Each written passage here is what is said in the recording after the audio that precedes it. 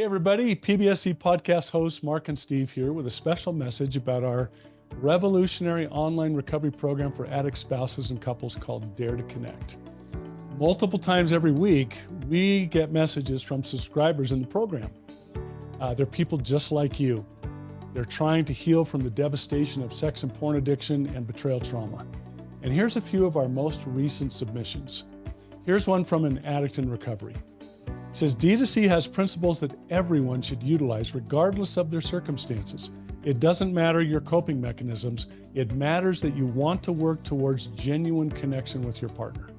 That's awesome. Another testimony from an addict continues on. My wife is just starting out in training as a licensed therapist. Dare to Connect has been far more useful to her than her degree. Wow. The way Mark and Steve apply what they've learned is always so redemptive. D2C has opened doors for my relationship that I thought would be shut forever. Mark and Steve are an incredible resource of information on the subject of sex addiction and betrayal trauma. We could not do this journey without their help.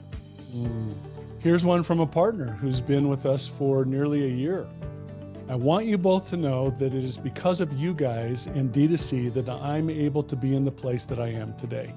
I will always be grateful to you both for your feedback and prompt replies to my questions. I can't even come close to putting it into words how valuable my time spent with y'all this past year has been to my life. Thank you for everything you taught me about betrayal trauma and boundaries and thinking errors and loving myself and making myself a priority and standing up for myself. Love that submission. And then as we close out here today, guys, one more account from another addict in recovery. I wish I had a platform like this 14 years ago where I could have learned and done the hard work of recovery before I had done all this damage to myself and to my spouse. And to be candid with all of you, that's exactly why we created Dare to Connect. Mark and I found ourselves in that place. Messages like these and the others like them, they're what Dare to Connect really is all about, guys, and why Mark and I do what we do. Whether you're an addict or a partner of an addict, and no matter where you find yourself in the recovery process, Dare to Connect can take you to the next level. Don't wait another day to catapult your recovery forward. Today is your day for change. Visit us at daretoconnectnow.com to pick up your free 2-week trial of Dare to Connect today.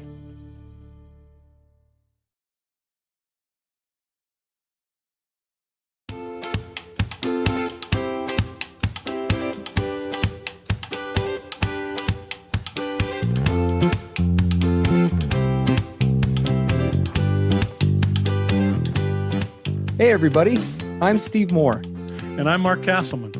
We know the pain and heartbreak of porn and sex addiction. And we know the triumph of breaking completely free. Every day, we help our clients find hope and healing. Join us in the fight to take back your life, your marriage, and be stronger than ever. This is the PBSE Squared podcast.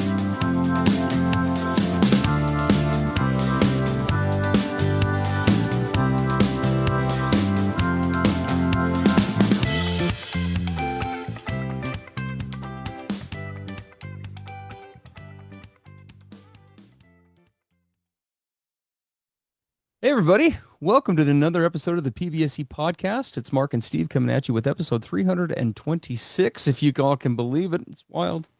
326, 3 times 2 equals 6. I don't know why my brain works that way. I'm like looking at the numbers. Anyway, episode 326, the necessity, and we did capitalize that in the title by intention, the necessity of community in recovery for both sex and porn addicts, as well as their betrayed partners. Okay. It's going to be a different episode today in the sense that we're not addressing a question.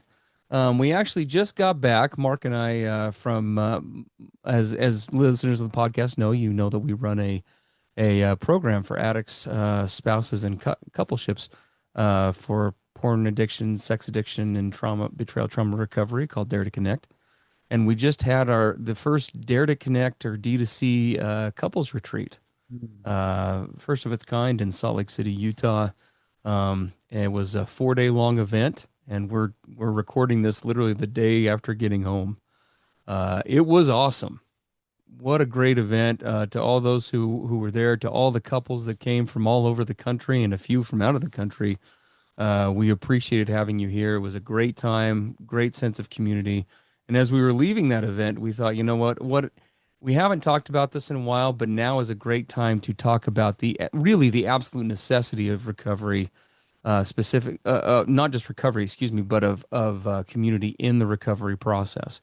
As we were wrapping up the retreat and all the amazing events, we actually had an event on the final day yesterday, where we went around and each couple, each individual that attended the retreat, talked about one thing that they were taking away from the retreat, most importantly to them, that they wanted to work on, that they wanted to engage with, and or that they had learned. And if I was to put it out on a bar graph, everybody's answers, easily top three. It might have been the first, but I don't want to say that for sure off the cuff. But easily in the top three was uh, lots of amazing comments about the sense of community, not just from the addicts, but also from the partners. This feeling of, I mean, we had partner after partner, and several of our addict clients as well say, I just have never felt so welcomed. I've never felt so loved or understood, right, by others. Other people get this. They get me. I don't have to be alone in this process. And it is interesting because, I mean, and this retreat was, in this case, all Dare to Connect subscribers. So they all are a part of our Dare to Connect community already. And you see it in the title, right? Dare to Connect kind of is there in flashing bold letters. But even when you're in a program like that, even if you're not careful to be really proactive about it, you can easily, anyone, even those involved in like our Dare to Connect program, if you're not taking the right steps, can become very easily and very quickly isolated in Yeah, this process, and it leads to so many issues. So we wanted to talk about that today. we did. While it was fresh on our minds, it was an amazing coming together. There was just an incredible unity, incredible support, incredible empathy. Shared sharing of histories, but sharing of solutions. It was collaboration at an amazing level. One of the things, and Steve and I know this well as guys in recovery, but every addict we work with, this isn't sexual addiction. We've worked in the substance abuse field. Addiction is always isolating and Always. always has many components that are secret, and that isolation and secrecy literally drives the addiction ever deeper. Because what is addiction about at its deep core? It's not about the symptom of acting out.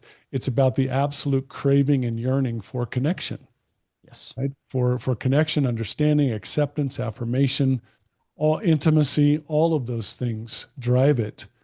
And in addiction, we go to the counterfeit sources for that to try to fill that need. And it doesn't. We just end up like a bucket with holes in it that just keeps draining away, and we keep trying to fill it. But the same as addiction, betrayed partners feel incredibly alone. Oh yeah. We talk with partners all the time about that, that they feel they can't really share everything that's going on for a whole variety of reasons. They feel like they were fooled and gaslit, and man, if they can't trust this most intimate person in their entire world, how can they trust anyone? Who else is betraying them and lying to them? And you can just see how all of that big, huge hit to their trust account just causes them to look around cynically at everyone and everything. And then what does that do? I'm on my own.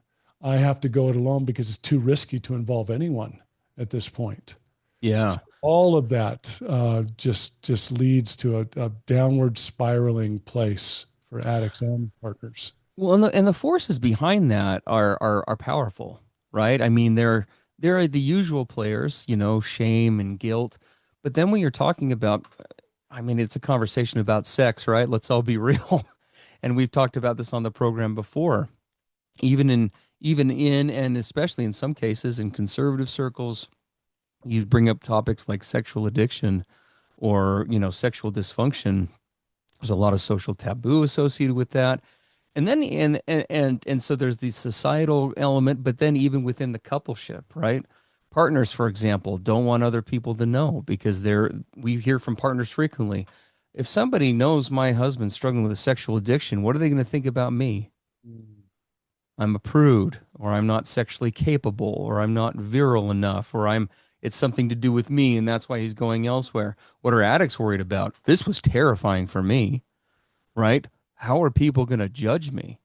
If that gets out there and somebody hears that about me, I mean, I don't want people, I don't want to be walking down the street and like people are holding their kids close, like as I like pass by. I mean, that just sounds horrific. And so, and then even with the addict sometimes, or within the coupleship, right? We want to save face, or we want to preserve reputations within, family structures. So there's just all these forces that are constantly kind of, it's like a gravity pull that just never ends, that is always pulling someone in this process of recovery, whether it's an addict or a partner, towards don't share, Yeah. don't Yeah. talk. Go it alone. You're right. You got to handle this yourself. In fact, we, in our first session back from the retreat, we talked with addicts in recovery. We're in the solutions side of what to do about addiction. We talked about the process of surrender, as it's discussed in 12 step and in cutting edge psychological realms. And one of the big things about surrender is, right, addiction is me doing things my way in order to deal with life's stresses, with my legitimate deep needs. Addiction always is trying to fill legitimate deep needs. And when I go it alone, I rely on old strategies to try to fulfill those needs. And what does surrender say? I'm surrendering my way, and I'm opening myself to, I'm going from me to we, something outside me, higher than me, more effective than me. And a lot of that involves community. That's part of the higher power that I turn to. And that's the case for betrayed partners as well. So breaking out of isolation and secrecy as a part of recovery and healing involves a lot of community. Yes. Well, and to quote an often used quote in recovery circles from Johan Hari, a worldwide researcher, the opposite of addiction is not it's not sobriety. The opposite of addiction is connection.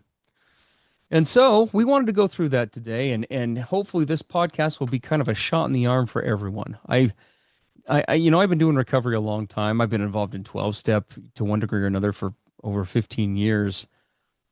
And I'm just thinking for a second before I say this, because I never want to like overspeak.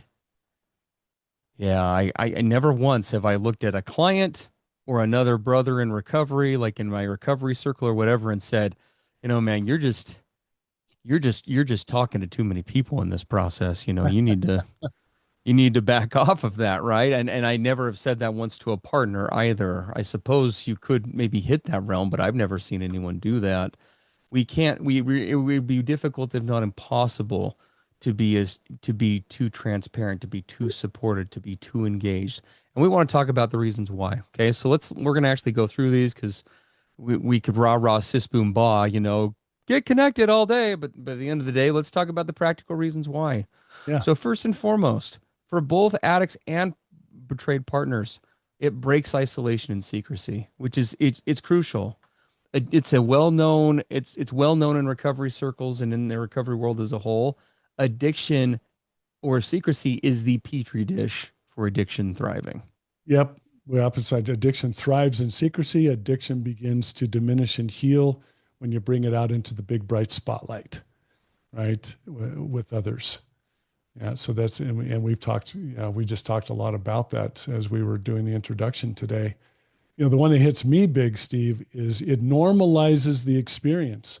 Yes. Yeah, I felt like in recovery, we call it terminal uniqueness. I thought I was terminally unique. There's no one else as bad as me. There's no one else who can relate to me.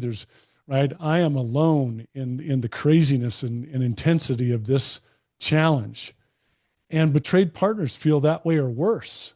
Yes, absolutely. And, hearing, quote, me too reduces the belief that I'm alone and that no 100%. One else could have it this bad or could experience this or certainly could not understand. Because think about the dynamics, everybody listening for a second, right? Because for an addict, this is pretty evident. We talk about this a lot, but think about it from the partner side. Let's say that you're married to a Steve from 10 or 15 years ago, right? And even though I wasn't doing this intentionally, I'm sure I was sending the message all the time, nobody's going to understand this. This thing ruins careers. Brittany is, my wife, Brittany, she's constantly hearing messages and being internalized from me about how much fear I have about being found out, right? She's going through her own insecurities and things like that. And it become and what am I probably doing during that time? Maybe sending little messages. Well, you don't have any idea how bad other spouses have it, right? You could have Mm. this so much worse. Or that's just one example. If a spouse's only input, let's just call it what it is from the abuser, that is a really dangerous paradigm to be operating from, Dangerous. One right? of the things that was readily evident at our retreat is how much the betrayed spouses all just found such connection and empathy and understanding in hearing the other spouses express Mm-hmm. their stories, what had happened. They're like, wow, you're like me. Yeah. It was just remarkable to see how much that was helping in the whole process. Well, and there was actually one spouse that comes to mind. Obviously, we're not going to say names or anything like that, but one spouse, she hit it really out of the park as we were getting ready to leave. And she said, I came into this feeling like I was like I was just the like there legitimately was something wrong with me, you Mm. know, like I was somehow in some way maybe the problem. And as I talked to other partners and I heard other addicts' stories, and then she also said, as I had the opportunity to meet, you and Mark and your spouses in person because our wives were there. It was pretty awesome. Um, I learned that not only am I not alone, but I learned that there actually is hope, that there are. And then she said something that was the most important. There are other people that are actually choosing to walk this recovery road, because in her world, she kind of was describing how she'd been feeling discouraged of late. Like, does anybody even do this? Is the problem me? Do I just need to get over the porn or get over his sexual indiscretion? Maybe is this just the world we live in, and this is just kind of what I should expect from men. What a sad message to be contemplating. And so, Yeah. again, that reinforcement from others, and to connect with other people who are like-minded, who actually like want to change their marriage and choose fidelity. It's incredibly empowering. Yeah, normalizing the experience. The other, and this one, this is the one that I resisted for years and years and years You and because me I, both. I did not want this particular word taking place in my life. Provides accountability for addicts, right? I wanted to go this alone. I was going to figure this out. I was going to pull myself up by my bootstraps. I didn't have to tell anyone, right? Me and God could handle this. And what was missing in all of that is I had no opportunity to provide real-time accountability. And what is accountability? Hyphenated. Account hyphen ability. Building my ability to account for my choices, to account for, right, my habits, my fill in the blank, to account for me, to account for my life. And you can't do that if you don't involve other people. And so getting in touch with the recovery community where others had faced the same kinds of things for me, had similar histories, were farther down the recovery and accountability path than I was, so that they could help me learn for the first time in my life what it means to live accountable, right? Yes. What it means to start to get in touch with my internal integrity, my internal value system, and then to be account able to others when I would violate that. Help me get back on track. Help me disrupt relapse patterns. Help me intervene with old thinking patterns. You can't do that by yourself. 100%. 100%. Hey everybody, PBSE podcast hosts Mark and Steve here with a special message about our revolutionary online recovery program for addict spouses and couples called Dare to Connect. Multiple times every week, we get messages from subscribers in the program. They're people just like you. They're trying to heal from the devastation of sex and porn addiction and betrayal trauma. And here's a few of our most recent submissions. Here's one from an addict in recovery. It says, D2C has principles that everyone should utilize regardless of their circumstances. It doesn't matter your coping mechanisms. It matters that you want to work towards genuine connection with your partner. That's awesome. Another testimony from an addict continues on. My wife is just starting out in training as a licensed therapist. Dare to Connect has been far more useful to her than her degree. Wow. The way Mark and Steve apply what they've learned is always so redemptive. D2C has opened doors for my relationship that I thought would be shut forever. Mark and Steve are an incredible resource of information on the subject of sex addiction and betrayal trauma. We could not do this journey without their help. Here's one from a partner who's been with us for nearly a year. I want you both to know that it is because of you guys and D2C that I'm able to be in the place that I am today. I will always be grateful to you both for your feedback and prompt replies to my questions. I can't even come close to putting it into words how valuable my time spent with y'all this past year has been to my life. Thank you for everything you taught me about betrayal trauma and boundaries and thinking errors and loving myself and making myself a priority and standing up for myself. Love that. Love that submission. And then as we close out here today, guys, one more account from another addict in recovery. I wish I had a platform like this 14 years ago where I could have learned and done the hard work of recovery before I had done all this damage to myself and to my spouse. And to be candid with all of you, that's exactly why we created Dare to Connect. You know, Mark and I found ourselves in that place. You know, messages like these and the others like them, they're what Dare to Connect really is all about, guys, and why Mark and I do what we do. Whether you're an addict or a partner of an addict, and no matter where you find yourself in the recovery process, Dare to Connect can take you to the next level. Don't wait another day to catapult your recovery forward. Today is your day for change. Visit us at daretoconnectnow.com to pick up your free 2-week trial of Dare to Connect today. Well, and this next one on the list, I'm really glad we're talking about this today because it's a rare day when Mark or I say, I don't know we've ever talked about this on the podcast. I mean, this thing's been going for 6 years. So we've kind of covered it all. But let's talk about the actual nervous system piece of this. Okay. Because this is really important and this is critical for those, maybe if you're listening to this podcast and you're still semi-rolling your eyes at this notion. Mark and Steve don't get it. I don't need this. Like, sure, whatever. The other listeners probably do, whatever. But I don't need this. So let's talk science. Okay. Nervous system regulation is a biological process. It has emotional and mental ties, but it is biology. Okay. It's science. There is no willpowering your way out of, and we talked about this at the retreat as well. I don't care how strong you are. You can be the Chuck Norris, God rest his soul. We just lost him recently. Love that guy. But you could be the Chuck Norris of recovery. And if you are caught in a fight, flight, freeze response, you're not willpowering your way out of that. Mm-hmm. You versus, depending on your argument, eons of evolution or biological or higher power programming, you're going to lose every time. And that applies to an addict. That applies to a partner. We all need to be able to learn how to regulate our nervous systems, our impulses.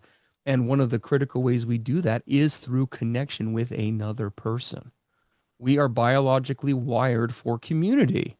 It doesn't, you can be, like I said, the Chuck Norris for the addicts or the Xena warrior princess for the partners. But at the end of the day, this is you or you, and there's no way to change that. And so getting around and connecting with other people is a clinically proven way, whether it's even just on a phone call or not, to literally regulate your emotional and nervous system responses.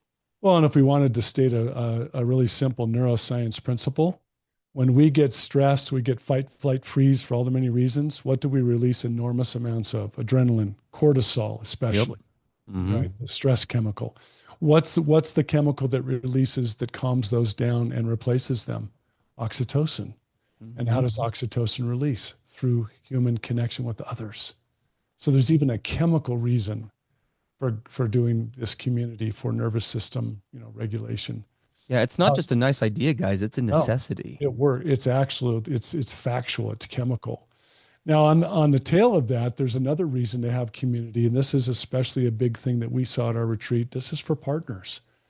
Imagine as a betrayed partner being able to connect with someone who gets your reality, who gets your pain, where you get to be seen, heard, and affirmed by others who have traveled or are traveling the same path. We saw a ton of that at the retreat, didn't we, Steve? Oh yeah. Oh man. Yeah, partners saying, wow, there's others like me. I'm not crazy. This wasn't my fault. I didn't deserve this. And just to be able to be in that community with other women was irreplaceable. You can't recreate it anywhere. Well, and for you partners listening, you're going to know what I mean when I say what I'm going to say. Many of you may already know this intellectually. You've watched our podcast. Maybe you're doing recovery in other areas. And that's how many of our people were before coming to this retreat. But with these people in the retreat that we're referencing yesterday, it is one thing to know it, to learn it, to practice it day in and day out. But when you actually experience it and you get around other people who are actually in that experience, they're not just faces on a page. They're not just people you're reading about in a book. They're not just something that you hear about on a podcast. When you can touch, hold, hug another person who is diametrically aligned with you in the same process that you are, and you finally have somebody to kind of be back to back with against the wall while you and your partner are still squaring off and working through the hard, I mean, you can't quantify the impact of that. It's incredible. It's incredible. Now, here's another thing that, was of course at our retreat, but we see this all the time in our Dare to Connect program. And even in very limited ways in PBSE, in the podcast you're listening to right now. Having community offers a perspective that's outside your coupleship dynamic. Yep. How many of you feel like you're just so caught up and isolated in the little narrow space of your coupleship, and it's all you have to go on, right? It's like looking at life through a little drinking straw hole. All you can see. And if you don't have other coupleships, for example, to bounce stuff off of, what's normal? What's regular? What are you experiencing? Am I crazy? Are we handling this right? Is this ever going to get better? It's invaluable to have the perspective of other coupleships, so that it's not just your little narrow coupleship dynamic, right? Mm-hmm. Community members and community leaders can see patterns that couples often cannot see when they're inside the narrow confines of their own relationship. They just, that was what it was like for me and mine. There's certain stuff we could not see. We were just too close, right? Yes. We couldn't. Others had a step back to watch and observe perspective that they could then share with us that was invaluable. Yes. Well, and it does tie in with another piece that's hard to quantify, but I'm glad we're talking about it.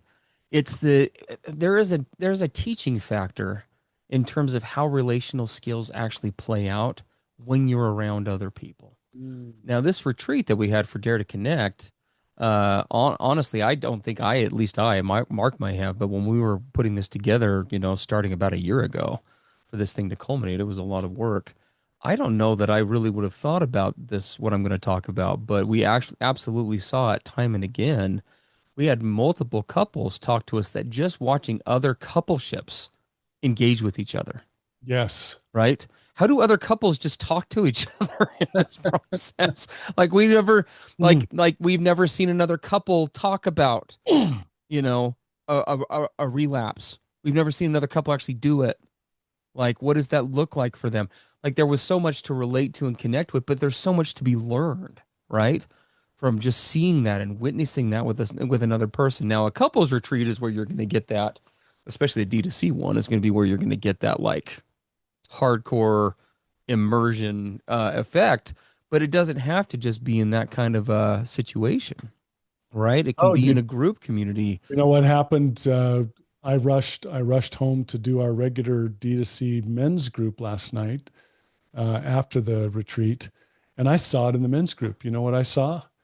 Guys were practicing with each other healthy relational skills, vulnerability, honesty. We did a whole thing on why we lie as addicts and all the many reasons behind that and the needs that we're trying to meet when we do that. And these guys were raw and vulnerable with each other last night in our men's group. they were practicing skills that they can now take into their coupleship because they practiced it somewhere else. A place that was safe, a place where other guys could provide input and feedback, where other guys could mentor and show by example what they had figured out. Imagine having all that experience and then taking the fruits of that and now into my relationship with my partner. That's huge. 100%. Well, and another piece that's important to talk about here is the clearing away, I guess you could call it, for lack of a better term, that occurs with regard to distorted thinking when I get around other people, right? I'm thinking of an analogy in my head, but I'm not going to take the time to explain it. But all of us, every person out there, right? We all have our own worldview, our own paradigm and the way that we see the world. And I think with everyone, there's an element of validity to that as far as facts are concerned, right? There are parts of each of our worlds that we're all seeing accurately, maybe even a fair amount. But there are likewise all of us. I don't care if you're a quote unquote civilian, if you're a therapist like Mark or I. I mean, good therapists see good therapists. I see a therapist. How's that for an admission on a podcast? Right? Like we all have, everybody has blind spots. Everybody. It doesn't matter who you are. And when we get around other people, and we even just in day-to-day dialogue, but especially when we're working on topics that we're actually working on in our own recovery processes, getting that feedback, getting that input, having that back and forth exchange, it isn't just even what the other person says or does. Like if I go to a recovery meeting or if I go see my therapist and he challenges my thinking on something, is that a huge win? Yes, it is. But do you know what else I learn? I'll give you an example, a real-time example. After my last appointment with my therapist, I walked out and I made an observation about how nice he was to his receptionist as we were checking out. It was just like this little exchange I saw him have with his receptionist, but the respect he had for her, how good he treats her, their professionalism with each other, that was also beneficial for me, right? Just to give like one little example. And so these little exchanges that we have all the time help to pull us out of our clouded thinking. Addicts have insecurities, shame, and other elements that are leaching in all the time. Partners have doubt, insecurities, shame, other things leaching in all the time. And being around other people helps to clear that out. Yeah.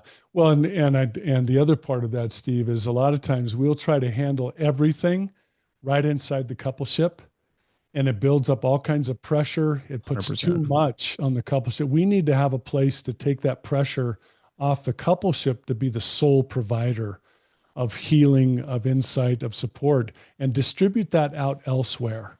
Absolutely. So that the burden's not so heavy on that coupleship. 100%. Yeah. Couple of other things. Creates consistency and structure. Right? How difficult is it when you're caught up in the difficulties of a coupleship and that's all you've got? Daily check-ins break down because we're not in a place to check in with each other. Right? I don't want to see your face. Right? It can fall apart so quickly, and when things get really emotionally heightened, stressful, intense, what goes out the window? Consistency and structure, because we're in a very survival reactive mode. We need somewhere we can go to keep that consistency and structure if it's falling apart within our coupleship or within our individual lives. Community is there. It's always there. It's always available, consistent, and we can rely on it. We can tap into it, even though ours might be falling apart.